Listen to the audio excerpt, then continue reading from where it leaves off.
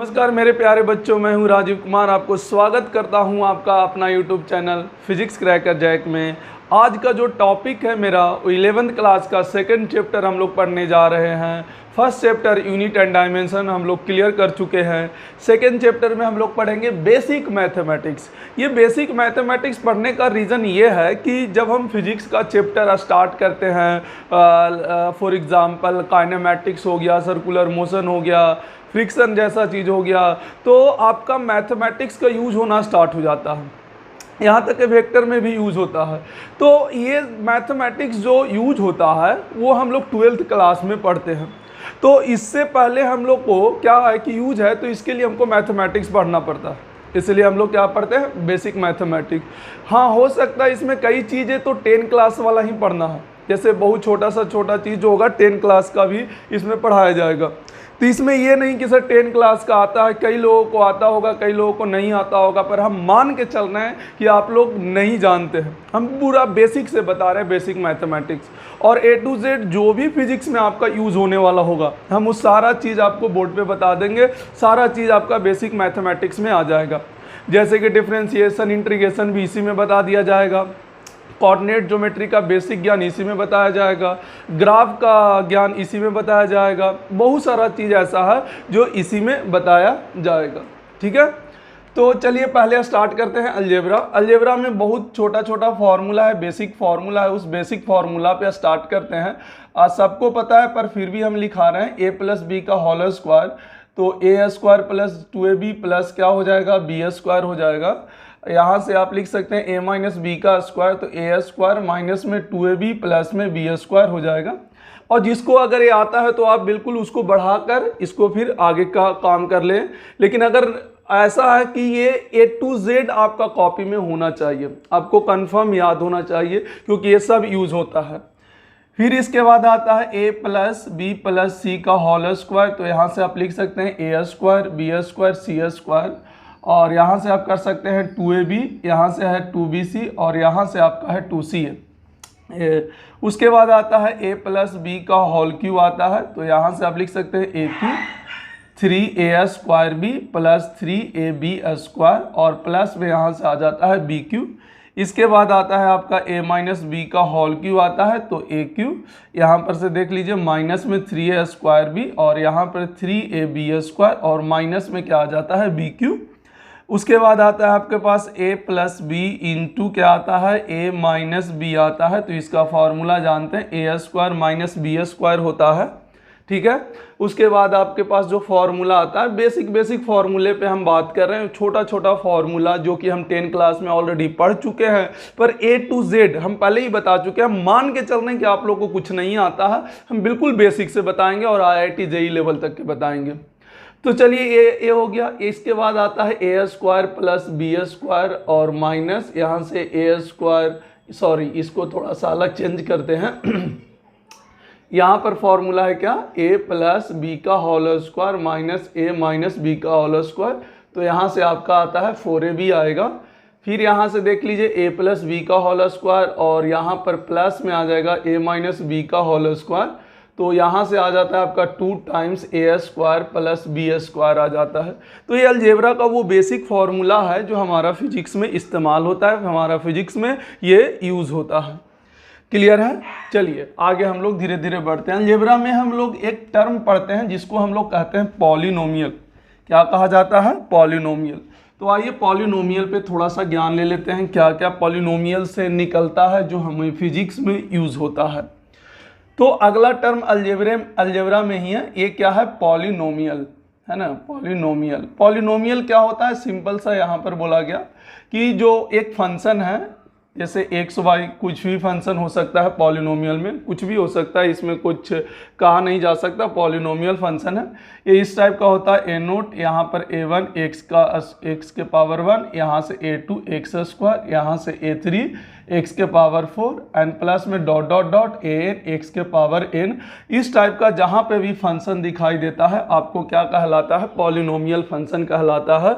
जहाँ पर आप बोल सकते हैं कि यहाँ पर आपका जो a नोट है, a1 है एंड यहाँ पर a2 है, डॉट डॉट डॉट an जो है, ये क्या कह सकते हैं, आर रियल नंबर है ये क्या है, रियल नंबर है। एंड एक्स जो है वो रियल वेरिएबल है, रियल वेरिएबल है। तो इस फंक्शन को हम लोग क्या कहते हैं, पॉलिनोमियल फंक्शन। क्या कहते हैं, पॉलिनोमियल, पॉलिनोमियल। यहाँ पर पॉलिनोमियल फंक्शन कहते हैं, पॉलिनोमियल वेरिएबल पॉलिनोमियल फंक्शन कहा जाता है। एक्स वाई में भी हो सकता है, इस तरीक़ा से पॉलिनोमियल फंक्शन कहा जाता है। इसके अंदर जो हम लोग पढ़ते हैं पॉलिनोमियल फंक्शन, इसमें जो है कोई भी पॉलिनोमियल फंक्शन में हमको पूछता है डिग्री की, डिग्री बताएं क्या होगा, या फिर इसी को क्या कहा जाता है, इंडेक्स कहा जाता है। बोला जाता है कि डिग्री बताएं, इंडेक्स बताएं, चाहिए तो लिख लीजिए of polynomial function, of polynomial function का आपसे पूछेगा कि बताइए डिग्री क्या होगा और इसका क्या होगा, इंडेक्स क्या होगा। डिग्री या इंडेक्स दोनों बात बराबर है। तो आप इसमें क्या करिए, यहां पर ध्यान से देख लीजिए। तो highest power appearing in polynomial function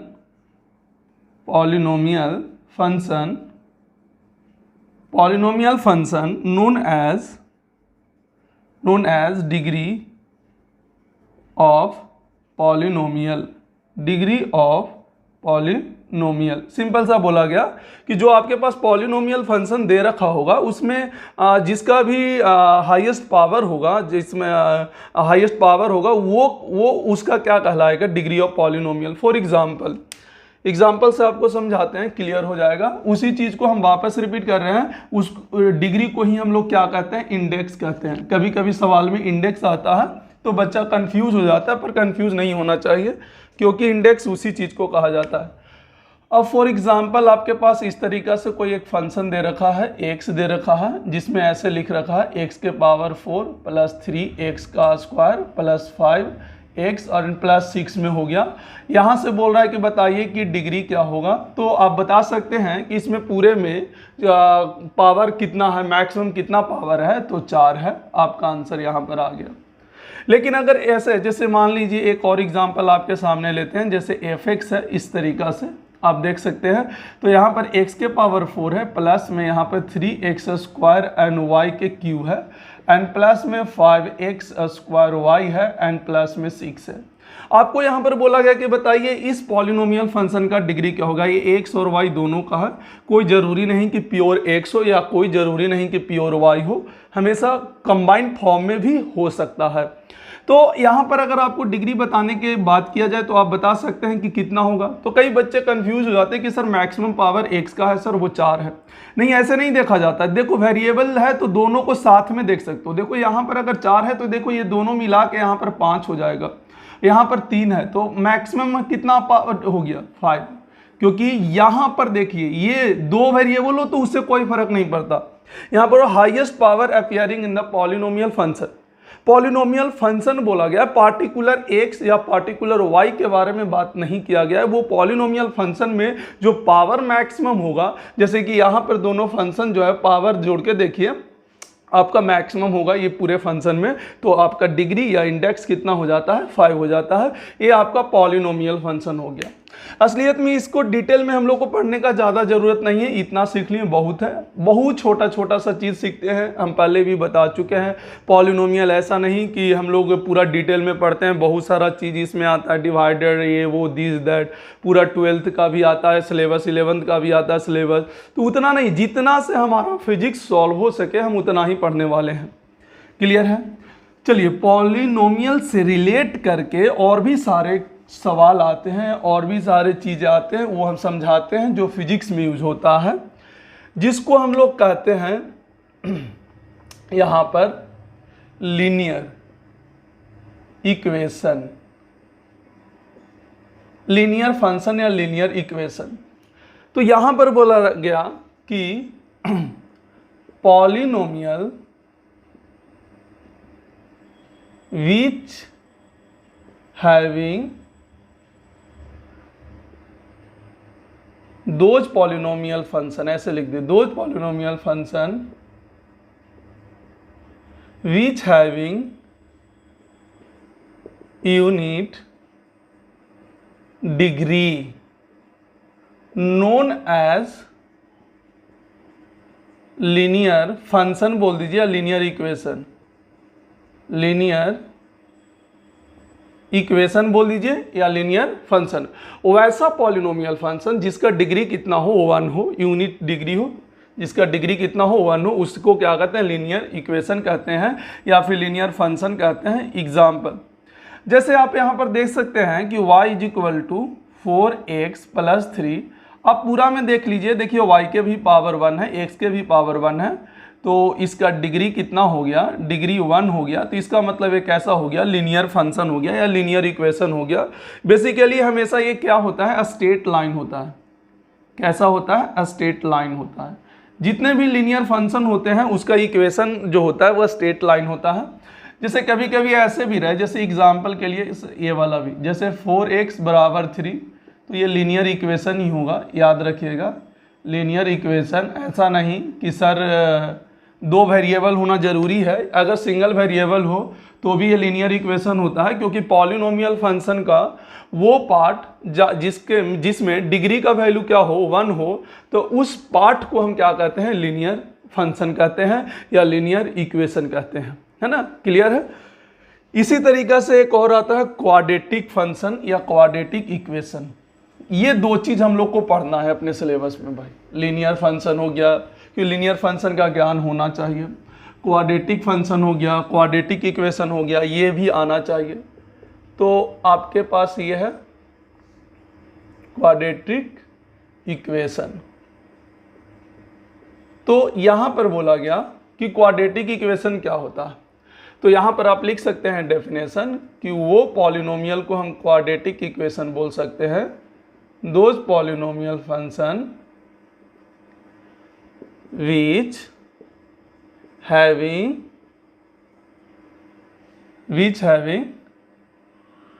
second या 2 डिग्री, which having डिग्री क्या हो, those polynomial function which having जिसके पास डिग्री कितना हो 2 डिग्री हो, सेकेंड डिग्री हो, यहाँ पर लिख लीजिए लैंग्वेज में ही, सेकेंड डिग्री, जिसके पास सेकेंड डिग्री हो, known as क्वाड्रेटिक इक्वेशन। कहने का मतलब फॉर एग्जाम्पल यहाँ पर जैसे देखिए ax² plus bx and plus c इस टाइप इक्वल टू 0, ये कोई इक्वेशन लिखा हुआ है। तो आप देख सकते हैं कि ये कैसा इक्वेशन है, इसका डिग्री देखिएगा, इस फंक्शन को अगर आप डिग्री देखेंगे तो डिग्री कितना है, देख लीजिए 2 है। तो जिसका भी डिग्री 2 है वैसा पॉलिनोमियल फंक्शन जिसका डिग्री कितना हो 2 है, तो वो फंक्शन क्या कहलाता है, क्वाड्रेटिक इक्वेशन, क्वाड्रेटिक इक्वेशन। वैसा इक्वेशन क्या कहलाता है, क्वाड्रेटिक इक्वेशन कहलाता है। अच्छा, इस क्वाड्रेटिक इक्वेशन में हम लोग क्या देखते हैं, हम लोग इसमें रूट्स पढ़ते हैं, याद होगा 10 क्लास में, ये सारा 10 क्लास में पढ़ाया हुआ है। इसका कितना रूट्स होगा, 2 रूट्स होगा, एक अल्फा मानते हैं, एक बीटा मानते हैं। क्या अल्फा का वैल्यू हम डायरेक्ट लिख रहे हैं, ऑलरेडी करवाया हुआ है। अल्फा का वैल्यू क्या, -b² -4ac और बटा क्या होता है 2a होता है। उसी तरह बीटा क्या होता है, -b-√b² -4ac और बटा क्या होता है 2a होता है। ऑलरेडी ये सब कराया हुआ है आपको 10 क्लास में, बस हम रिकॉल करते जा रहे हैं। 2 रूट होता है ना, ये 2 roots alpha and beta, where alpha alpha equal to this and beta equal to this. यहाँ से सम ऑफ रूट आप लोग पढ़े थे, कितना आता है -b/a, प्रोडक्ट ऑफ रूट कितना है c/a and difference of root कितना होता है बोल रहे, तो b² -4ac और बटा कितना आता है a। तो ये याद रखना पड़ेगा आपको, product of root, sum of root and difference of root. तो ये चीज आपको आना चाहिए क्वाड्रेटिक इक्वेशन में, ये फंडामेंटल है, मतलब रटा रटाया होना चाहिए, क्योंकि बहुत सारा चीज आपका फिजिक्स में ये यूज होने वाला है क्वाड्रेटिक इक्वेशन से रिलेट करके। तो ये आपका क्या हो गया, क्वाड्रेटिक इक्वेशन। हालांकि सबका हम ग्राफ पढ़ेंगे, पहले बेसिक नॉलेज देते चलते हैं। 10th का है इसलिए थोड़ा सा हम लोग फास्ट चल रहे हैं, जैसे ही 11th 12th का मैथ यूज होगा उस पर हम लोग थोड़ा सा स्लो होके अच्छे से समझाएंगे उस चीज़ को। चलिए, ये क्वाड्रेटिक इक्वेशन था। और भी पॉलिनोमियल में क्या होता है बताते हैं, पॉलिनोमियल के फंक्शन के तरह ही होता है। जिसको हम लोग कहते हैं binomial expression, binomial approximation, binomial expression and theorem. अगला जो हमारा है वो क्या है, binomial expression and theorem. Binomial expression and theorem, उसका थ्योरम। फिर बाइनोमियल अप्रॉक्सीमेशन क्या होता है, सिंपल सा बोला तो बाइनोमियल जो अप्रॉक्सीमेशन होता है, सिंपल सा देख लीजिए, इस तरीक़ा से होता है बाइनोमियल अप्रॉक्सीमेशन। थोड़ा सा देखिएगा, यहाँ पर बाइनोमियल अप्रॉक्सीमेशन जो होता है वो यहाँ पर 4 पॉजिटिव इंडेक्स के लिए बता रहे हैं। 2 तरह का होता है, जिसमें जैसे यहाँ पर बोला कि those polynomial function which contain 2 term known as the binomial expression.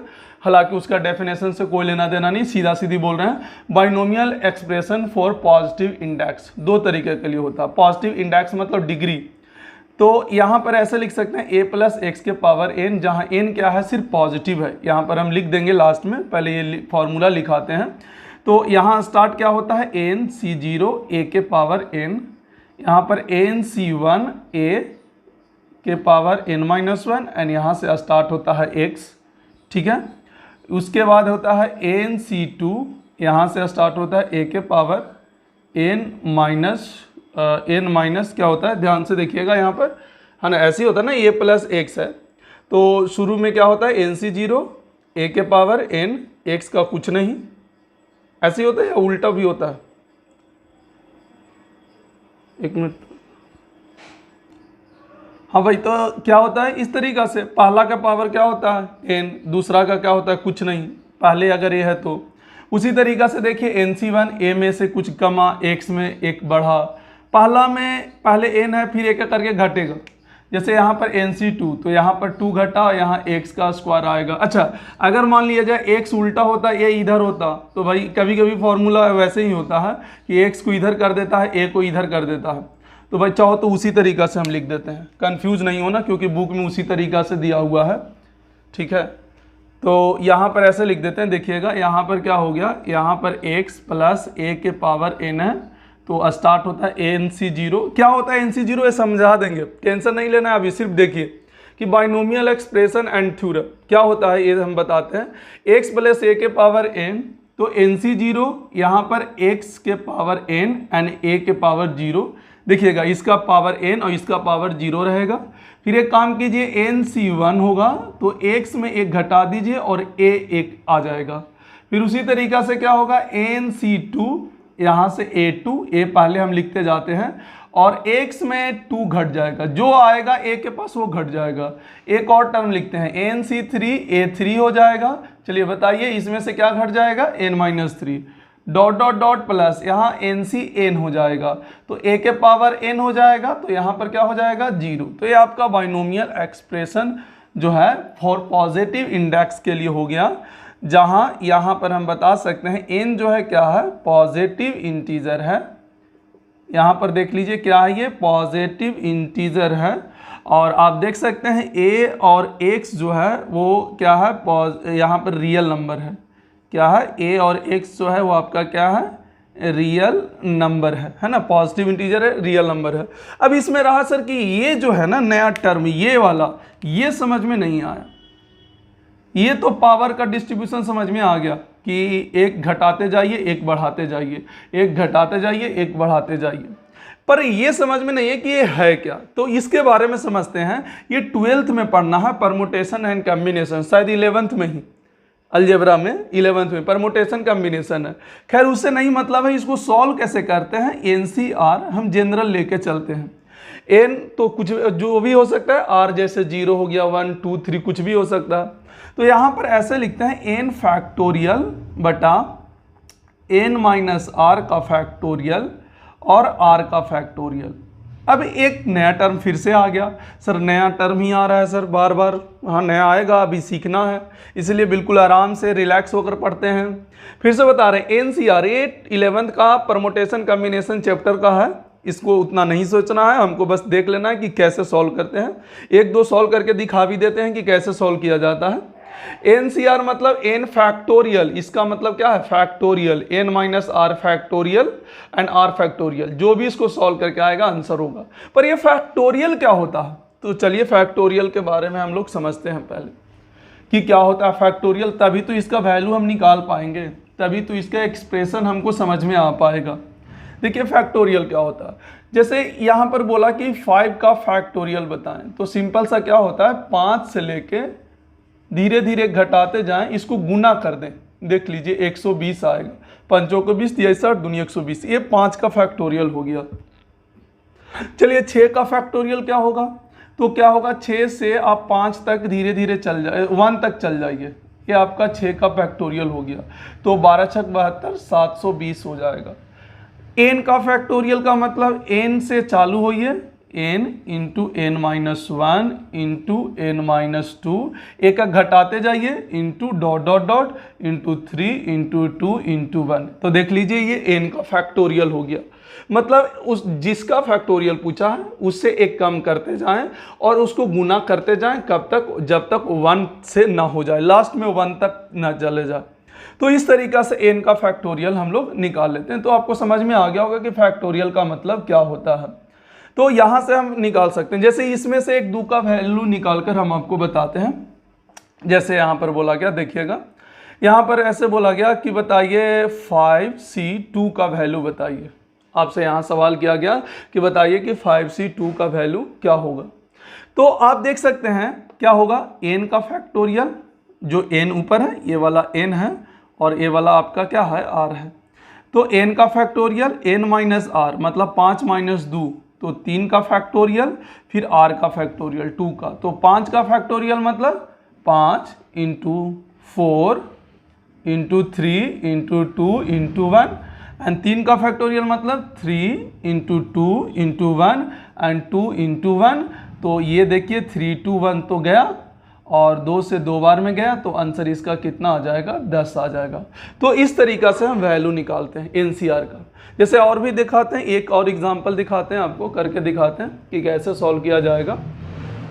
तो आप यहाँ पर से देख सकते हैं, जैसे मान लीजिए कि यहाँ से एक और एग्जांपल लेते हैं 10C4, आपका इसका वैल्यू बताना है। तो फार्मूला के अकॉर्डिंगली ये वाला क्या हो गया n और ये वाला क्या हो गया r हो गया।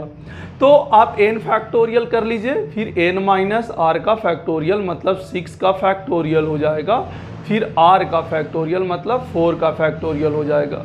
तो देख लिए 10 से लेके कहाँ तक जाना है आपको, 10 से लेके जाना है 1 तक के, तो 10 9 8 7। अच्छा यहाँ के बाद हम 6 फैक्टोरियल लिख सकते हैं कि नहीं, यहाँ के बाद हम 6 फैक्टोरियल इसलिए लिख दिए क्योंकि ये कट जाएगा, 6 फैक्टोरियल रहने दे, इसको देखिए 4 3 2, इसको इंटू में ऐसे रखे 2 1, तो देखिए ये 6 फैक्टोरियल कैंसिल हो जाएगा और देख लीजिए 4 से 2 बार में और ये 2 से 2 कैंसिल, 3 से 3 बार में, तो 10 तिया 30 और ये आ जाएगा आपका 210।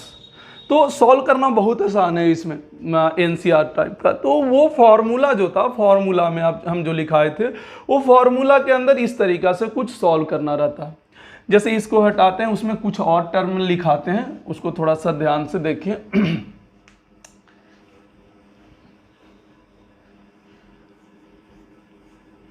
देखिए थोड़ा सा आ जाएगा। चलिए जैसे अभी हम जो फॉर्मूला लिखाए थे क्या था, x प्लस a के पावर n था, तो यहाँ पर था NC0। चलिए एक बार साथ में बोल देना है, x के पावर क्या होगा n होगा, फिर जैसे ही 1 आ गया तो a के पावर भी 1 आ जाएगा और x में से 1 घट जाएगा, फिर NC2 a के पावर 2 चला जाएगा, फिर x में से 1 घट जाएगा डॉट डॉट डॉट, यहाँ से आएगा NCN a के पावर n चला जाएगा और x गायब हो जाएगा।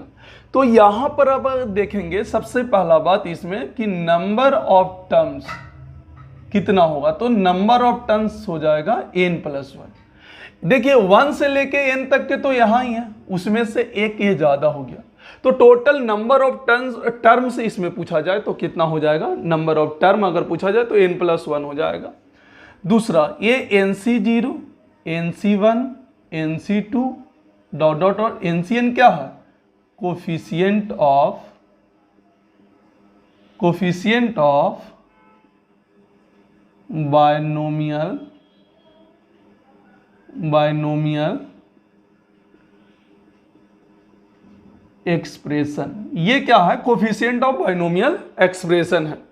उसके बाद अगर देखें इसमें यहाँ पर कुछ जो छोटा छोटा वैल्यू है, इसमें एक चीज़ और है, जैसे आपसे पूछा जाता है NC1 तो इसका वैल्यू होता है, देख लीजिए n आएगा। कैसे n आएगा, ये रट लेना है, NC1 का वैल्यू n आता है। कैसे, n का फैक्टोरियल, ठीक है, n-1 का फैक्टोरियल एंड 1 का फैक्टोरियल। तो देखिए जब n का फैक्टोरियल आप तोड़िएगा ऊपर वाला तो n इंटू क्या n-1 एंड सो ऑन, तो ये क्या n-1 का फैक्टोरियल बोला जाएगा, और ना तोड़कर हम यहीं दे देते हैं। क्यों ऐसा, आप लोग को भी दिमाग काम कर रहा होगा, बुद्धि खुल रहा होगा कि हम ऐसा क्यों किए, क्योंकि कट जाएगा। तो देखिए यहाँ से आंसर कितना आ गया, n। तो आप डायरेक्ट याद रख सकते हैं NC1 का वैल्यू n। जैसे 5C1 का वैल्यू कोई पूछे तो क्या बोल दीजिएगा, 5। उसी तरीका से इसमें एक और आता है NCN का वैल्यू, इसका वैल्यू होता है 1। कैसे, इसको भी आप सॉल्व कर सकते हैं। देखिए क्या n फैक्टोरियल कर लीजिए, n-n का फैक्टोरियल और फिर n का फैक्टोरियल, तो ये 0 हो गया, तो 0 का फैक्टोरियल 1 होता है, तो ये और एक कैंसिल, तो आंसर कितना आ गया, 1। क्योंकि 0 का फैक्टोरियल नीचे 1 होगा तो 1/1 क्या हो जाएगा, 1 हो जाएगा। तो इस तरीका से आप बाइनोमियल एक्सप्रेशन का कहानी कर सकते हैं। ये तो बाइनोमियल एक्सप्रेशन हो गया। अब ये वाला टर्म निकालने आना चाहिए, तभी तो एक्सप्रेशन लिख पाएंगे। जैसे चाहिए तो एक दो को हम करके दिखा देते हैं, आपको लिख कर भी दिखा देते हैं, एक्सप्रेशन अगर लिखना हो तो।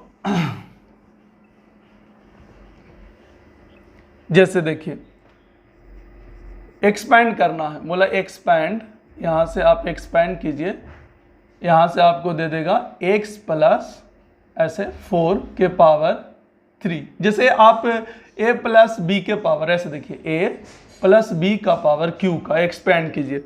अभी थोड़ा देर पहले हम इसका फॉर्मूला लिखाए थे। अब देखिए कोई भी पावर यहाँ पर पूछ देगा, आप बिल्कुल आसानी से यहाँ से एक्सपैंड कर सकते हैं। चाहे a प्लस बी के पावर 4 पूछ दे, चाहे a प्लस बी के पावर 5 पूछ दे, कुछ भी पूछ दे, हम यहाँ से, आप यहाँ से इजीली एक्सपैंड कर सकते हैं।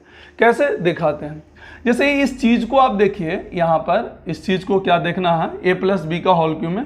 देखिए ये a प्लस बी का होल क्यू है, तो जैसे मान लीजिए x प्लस ए जैसा चीज है कि नहीं है, तो क्या करते हैं NC0, पहला का पावर जो होता है वो n होता है, n यहाँ पर 3 है, दूसरा का पावर क्या होता है, 0 होता है स्टार्टिंग में, प्लस n कितना है, 3 है, n कितना है, 3 है।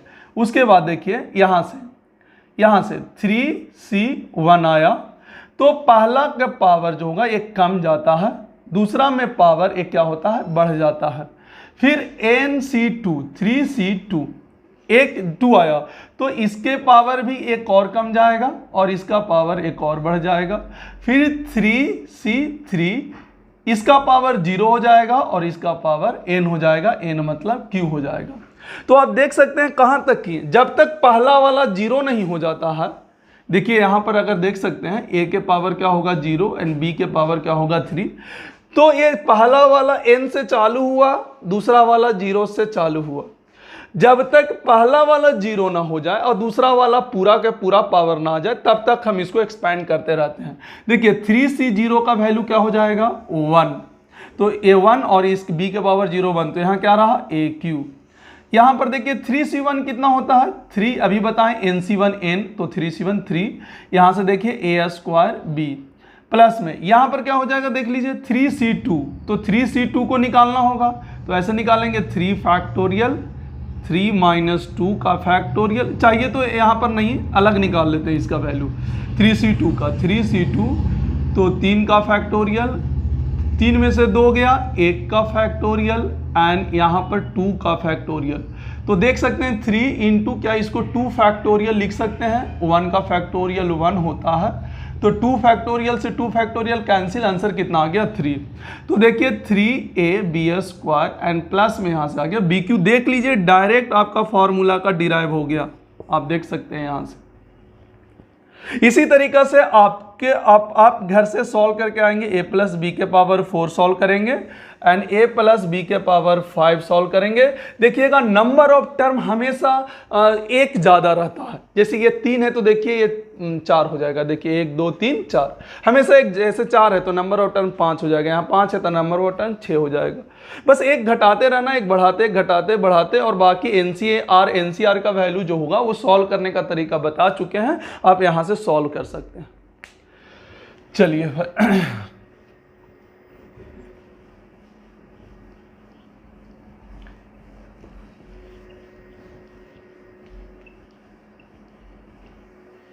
चलिए भाई यहां पर बोल रहा है कि अब यहाँ सेकेंड 4, यहां पर अभी जो बताए थे वो पॉजिटिव इंडेक्स के लिए बताए थे। अभी जो होगा 4n पॉजिटिव भी होगा, नेगेटिव भी होगा एंड फ्रैक्शनल भी होगा, सारा चीज हो सकता है। एंड x जो होगा, x जो है एक रियल नंबर है। कैसा नंबर है? Real number. और लाइज जो करेगा यहाँ -1 से 1 तक लाइज करेगा। यहाँ पर उसका फॉर्मूला है, क्योंकि इस टाइप का चीज बहुत ज्यादा यूज होता है। तो यहाँ से आता है 1 प्लस एक्स के पावर n। यहाँ पर आता है क्या? 1 प्लस एक्स के पावर क्या हो गया? n, जहाँ x कहाँ से कहाँ? -1 से 1। n कुछ भी हो सकता है, positive number, negative number, fractional, ये सब इंटीजर है भैया। इंटीजर नहीं है कह सकते हो, सारा चीज पॉजिटिव, इंटीजर, नेगेटिव, फ्रैक्शन भी तो है, फ्रैक्शन थोड़ी ना इंटीजर हो जाएगा। तो ये इस तरीका से होगा। तो यहां से अब कैसे सॉल्व करें? देखिए, तो इसको करने का तरीका वही है जैसे शुरू में सॉल्व किए थे, एन सी 0 करके करिएगा। तो डायरेक्ट हम लिख रहे हैं 1 plus N X plus N into N minus 1 बटा 2 का फैक्टोरियल एक्स स्क्वायर। उसी फॉर्मूला से होगा, तोड़ने के बाद हम डायरेक्ट लिख रहे हैं। आप तोड़ के देख सकते हैं, वो जो पीछे वाला फॉर्मूला था उसी से होगा, है ना। यहाँ पर जैसे देखिए x के जगह पर 1 आ गया और a के जगह पर x है, तो यहाँ से कर सकते हैं n into N minus 1 into N minus 2 बटा 3 फैक्टोरियल एक्स क्यू। और ऐसे कहाँ तक जाएगा? इन्फिनिटिव तक जाएगा। तो ये आपका नया टर्मिनोलॉजी आया। ये वाला फॉर्मूला कब इस्तेमाल होगा? देखिएगा x का वैल्यू कहाँ से कहाँ हो? -1 से 1, और यही यूज होता ही है, आपको चेक करने का जरूरत भी नहीं है। -1 से 1, और साथ ही साथ n पॉजिटिव भी हो सकता है, नेगेटिव भी हो सकता है, फ्रैक्शन भी। तो आपको ये फॉर्मूला को इस्तेमाल करना होगा। इसमें देखिएगा यहाँ पर बोला गया कि इफ अगर n का वैल्यू, n पॉजिटिव है, तो नंबर ऑफ जो टर्म होगा, नंबर ऑफ जो टर्म्स होगा वो कितना होगा? n+1। लेकिन अगर n जो है आपका नेगेटिव है, तो यहाँ से नंबर ऑफ जो टर्म होगा वो इन्फिनिटिव होगा। वो कितना होगा? यहाँ पर जो नंबर ऑफ टर्म आता है वो इन्फिनिटिव होता है। जैसे इसमें क्या होता है कि एक घटते बढ़ते रहता है, पर इसमें नेगेटिव हो जाएगा तो कोई घटना बढ़ना ही नहीं है, वो सब चलते रहेगा, इन्फिनिटिव टर्म हो जाएगा। क्लियर है? चलिए यहाँ पर हो गया, ये नंबर ऑफ टर्म का कहानी हो गया। n नेगेटिव पॉजिटिव हो तो बाइनोमियल अप्रॉक्सीमेशन में कौन सा फॉर्मूला इस्तेमाल करते हैं? हम वापस रिपीट कर रहे हैं, ये उसी फॉर्मूला से जो अभी पढ़ाए थे, x प्लस a का होल पावर n से ही किया गया है। लेकिन यहाँ पर जब करिएगा तो इस तरीका से एक फॉर्मेट तैयार हो जाता है। तो हम डायरेक्ट फॉर्मूला ही लिख लिए। और ये आप लोग को याद रखना, ये 11th क्लास का फिर से है अलजेब्रा। जब आप पढ़िएगा, अलजेब्रा का चैप्टर जब पढ़ाया जाएगा तो आपको पूरा अच्छे से और डिटेल में पढ़ाया जाएगा। इसको रोज सिर्फ देखना है, ताजा करते रहना है, ताकि फिजिक्स में हम लोग को आसानी से यूज करने में सक्षम हो। हालांकि इससे ज्यादा यूज जो इसके बाद वाला बताने वाले वो होता है, इससे ज्यादा यूज होता है। क्या होता है यूज? अभी दिखाते हैं।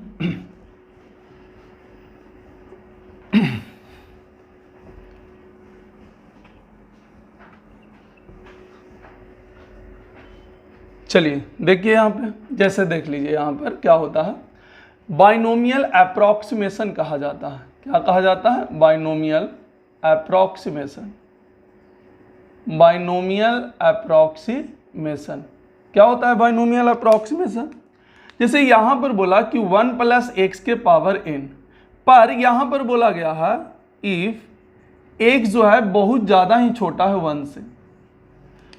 तो अगर मान लिया जाए, जैसे अभी हम यहाँ से पूछते, बताइए 1 प्लस एक्स का स्क्वायर का फॉर्मूला तो ए स्क्वायर, यही होता ना, 2ab प्लस बी स्क्वायर। फिर बोलते बताइए 1 प्लस एक्स के पावर 3, तो यहाँ पर होता 1 प्लस क्या होता 3, 1 का क्यू होता तो 1 ही होता 3a² b plus 3ab² plus b का क्यू, इस तरीका से आता। तो देखिए अगर ये x बहुत छोटा है तो x² तो और भी छोटा हो जाएगा 1 से। एक तो x ही छोटा है 1 से, x² और भी छोटा होगा, मतलब इसको तक हम लिख सकते हैं। क्या इसके बाद हम टर्म को निगलेक्ट कर सकते हैं? क्योंकि बहुत ज़्यादा छोटा टर्म है और बहुत ज़्यादा छोटा टर्म में अगर हम जोड़ते हैं तो वो नेगलेक्ट के बराबर ही होता है, कोई फर्क नहीं पड़ता। तो कहना ये चाहते हैं कि अगर x लेस देन 1 हो और 1 प्लस एक्स के पावर n हो तो फॉर्मूला आप डायरेक्ट लिख सकते हैं 1 plus nx। Most important formula भाई, मोस्ट इंपॉर्टेंट, बहुत ज़्यादा यूज होता है। अगर आपका x बहुत छोटा हो किससे 1 से तो 1 प्लस एक्स के पावर जो n होगा वो डायरेक्ट फॉर्मूला होगा nx, क्योंकि जितने भी स्क्वायर क्यूब वाले जो पार्ट होंगे वो सब नेग्लिजिबल के बराबर होंगे। तो हम लोग को डायरेक्ट रखना है बाइनोमियल अप्रॉक्सीमेशन में कि अगर इस टाइप का टर्म हो तो x अगर बहुत छोटा हो 1 से तो डायरेक्ट फॉर्मूला लगा लेते हैं 1 प्लस nx। फॉर एग्जाम्पल जैसे सॉल्व करना है, यहां पर देख लीजिए, जैसे बोला 1.05 के पावर 3/2, कैलकुलेट, यहां पर लिख लीजिए कैलकुलेट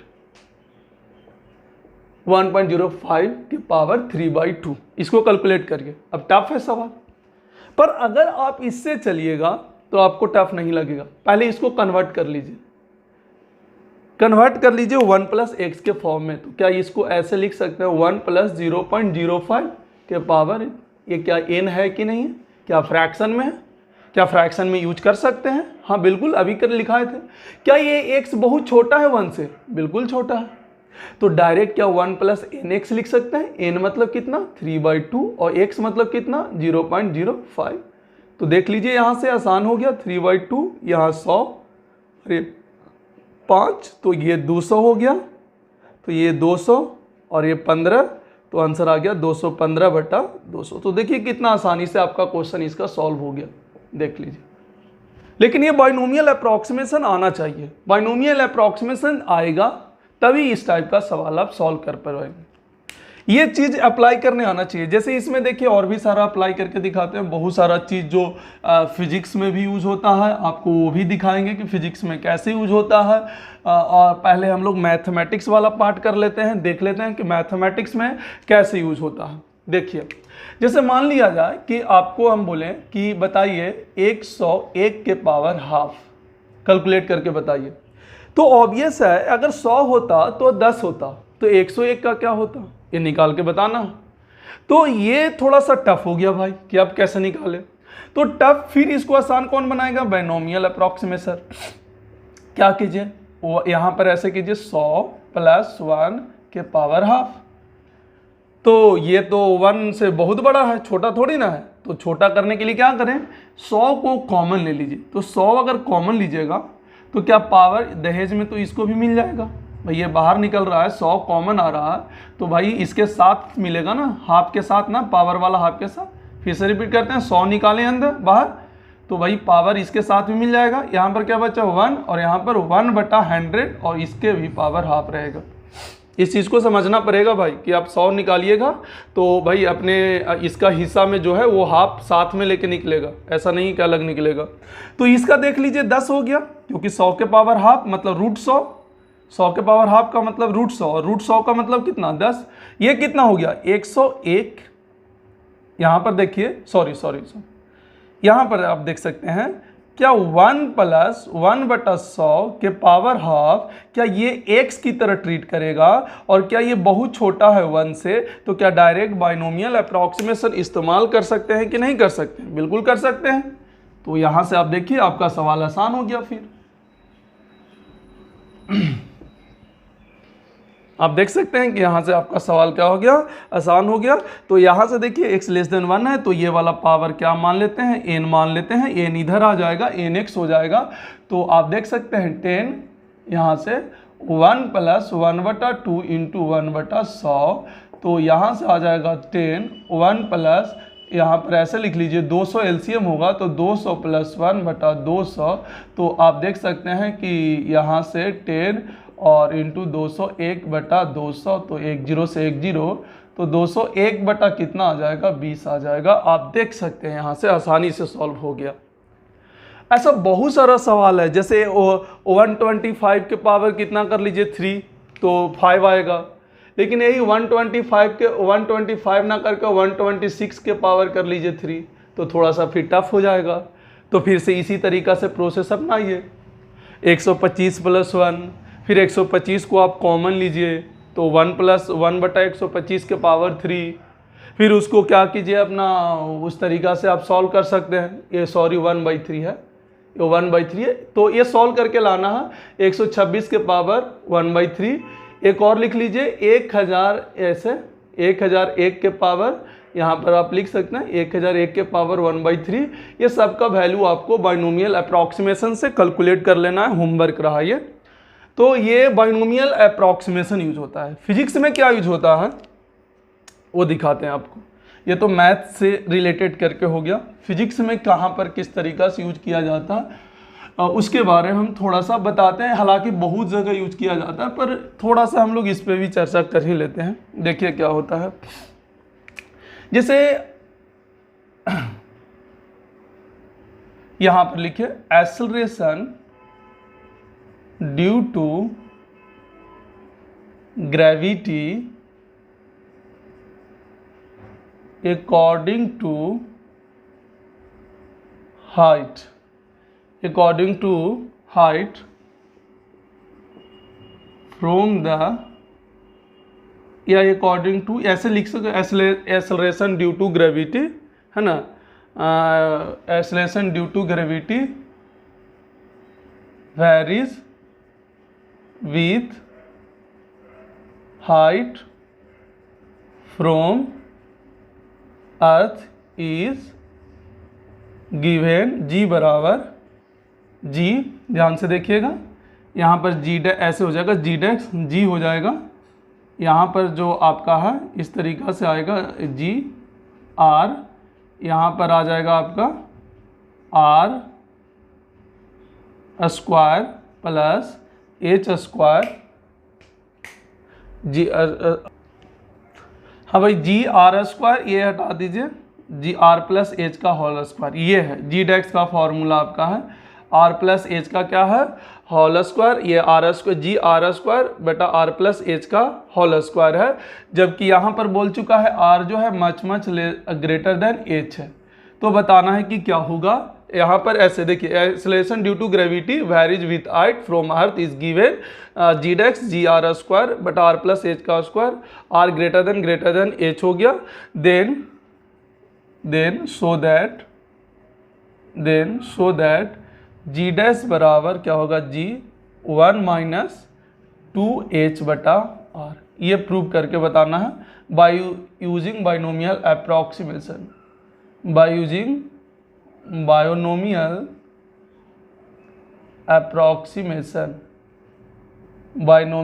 अप्रॉक्सीमेशन, ठीक है, by using binomial approximation. Simple सा, यहाँ पर आपको जब ग्रेविटेशन चैप्टर पढ़िएगा तो ये चीज़ आपको डिराइव किया जाएगा। लेकिन हम लोग डायरेक्ट फार्मूला दे दिए, बोले कि अब इसमें ये वैलिड है, तो बताइए कि ये क्या होगा। ये प्रूव करके बताना है, शो दैट करना है कि प्रूव करके बताइए कि ये क्या होगा, कैसे होगा। और बाइनोमियल अप्रॉक्सीमेशन से तो ऑब्वियस है हम उस चीज़ को बारे में सोचेंगे जो पहले अभी हम सोचे। देखिएगा यहाँ से कैसे बाइनोमियल अप्रॉक्सीमेशन अप्लाई किया जाता है फिजिक्स में। जैसे देखिए कि ये जी डैक्स है जी, हम एक काम किए आर स्क्वायर को नीचे कर दिए, तो क्या यहाँ पर आर प्लस एच बटा आर का स्क्वायर हो जाएगा। आर स्क्वायर को नीचे किए तो स्क्वायर में मेंशन हो गया। इसको देखिए तो जी डैक्स को क्या लिख सकते हैं, जी 1 + h बटा आर का स्क्वायर लिख सकते हैं। अब इसको ध्यान से देखिए, क्वेश्चन को पॉज करके लिख लीजिएगा, हटा रहे हैं।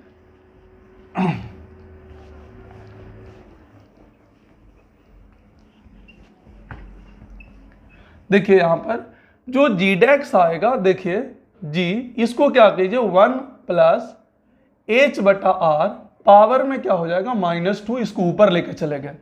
अब इस एक्सप्रेशन को देखिए, क्या h बहुत छोटा है r से, इसका मतलब ये टर्म बहुत छोटा होगा। ये अगर x की तरह ट्रीट करेगा तो अगर h बहुत छोटा है r से तो लगभग ये 0 के बराबर जा रहा है कि नहीं जा रहा। अगर h का वैल्यू आपका बहुत ज़्यादा छोटा है किससे, r से, तो लगभग ये 0 के बराबर जा रहा है, मतलब 1 से ये बहुत छोटा है। यहाँ पर h बाई r को हम लिख सकते हैं ये लेस देन 1, तो क्या अप्लाई कर सकते हैं बाइनोमियल अप्रॉक्सीमेशन, क्योंकि 1 प्लस x में x की जगह तो कुछ भी हो सकता है ना। तो x बहुत छोटा है किससे, 1 से, तो डायरेक्ट gdex का जो फॉर्मूला अप्लाई होगा, क्या g1 माइनस क्या 1 प्लस nx होगा, तो n क्या है -2, तो -2h बटा r। तो देखिए आपका डिराइव हो गया जो फॉर्मूला चाहिए था। देखिए बाइनोमियल अप्रॉक्सीमेशन को यूज करके ये फिजिक्स में यूज हो रहा, तो ये चीज़ मोस्ट इंपॉर्टेंट है। ये चीज़ जो है आपको बता दें, ये चीज़ जो हम आपको बताए हैं वो ये मोस्ट इंपॉर्टेंट है, इस चीज़ को आपको समझना होगा। जैसे एक एक्सप्रेशन और भी बता रहे हैं, तो नेक्स्ट सवाल अब मेरा ये है, देखिए फिर से नेक्स्ट सवाल आ गया कि using binomial expression simplify the expression ये q into 1 plus delta x by x का होल क्यू -1। एज्यूम करना है डेल्टा एक्स जो है बहुत स्मॉल है किससे, x से, तो फिर से यहाँ पर आ गया, ये टर्म को देख सकते हैं, इसको डेल्टा एक्स जो है बहुत छोटा है किससे, x से, इस चीज को फिर से मेंशन कर दिया। अब देखिए यहाँ से आसानी से सॉल्व कर सकते हैं कि नहीं कर सकते, फिर से बाइनोमियल अप्रॉक्सीमेशन लगा दें। जैसे देखिए जो एक्सप्रेशन दे रखा है, क्या डेल्टा एक्स बहुत छोटा है x से, तो क्या ये फिर से 0 के तरफ जाएगा, मतलब 1 से बहुत छोटा है, तो आप यहाँ पर ऐसे लिख सकते हैं कि डेल्टा एक्स बाई एक्स बहुत छोटा होगा किससे, 1 से, तो डायरेक्ट बाइनोमियल अप्रॉक्सीमेशन अप्लाई कर सकते हैं इसको कंप्लीट x मानते हुए, क्योंकि x है तो कंफ्यूज मत होना, वो अलग वाला x है। तो यहाँ से जो होगा q डायरेक्ट आप लगा सकते हैं 1 प्लस क्या यहाँ पर nx हो जाएगा यूज, क्योंकि ये बहुत छोटा है, तो यहाँ से आ जाएगा 3 डेल्टा x बटा x माइनस 1, तो ये 1 से 1 क्या हो गया, कैंसिल, तो हमारे पास जो आ गया वो 3 डेल्टा x बाई एक्स, और बाहर में क्या हो गया q, ये सॉल्व होके आ गया आपका बाइनोमियल अप्रॉक्सीमेशन यूज हो गया। तो बाइनोमियल अप्रॉक्सीमेशन को यूज करके बहुत जगह फिजिक्स में यूज किया जाता है, मतलब बेहतरीन कॉन्सेप्ट में ये माना जाता है। क्लियर है, तो चलिए आज के लिए बस इतना ही, बाकी के अगले क्लास में मिलते हैं। ट्रिगोनोमेट्री के साथ, ट्रिगोनोमेट्री अगले क्लास में ख़त्म करेंगे, उसका अपना बाइनोमियल, उसका अप्रॉक्सीमेशन, एंगल अप्रॉक्सीमेशन ख़त्म करेंगे, उसके बाद कोऑर्डिनेट ज्योमेट्री पढ़ेंगे, उसके बाद हम लोग कैलकुलस पढ़ेंगे, डिफरेंशिएशन, इंटीग्रेशन जिसमें आता है, फिर ग्राफिकल सेक्शन पढ़ेंगे, मोस्ट इंपॉर्टेंट होता है ग्राफिकल सेक्शन। क्लियर है, ठीक है, धन्यवाद।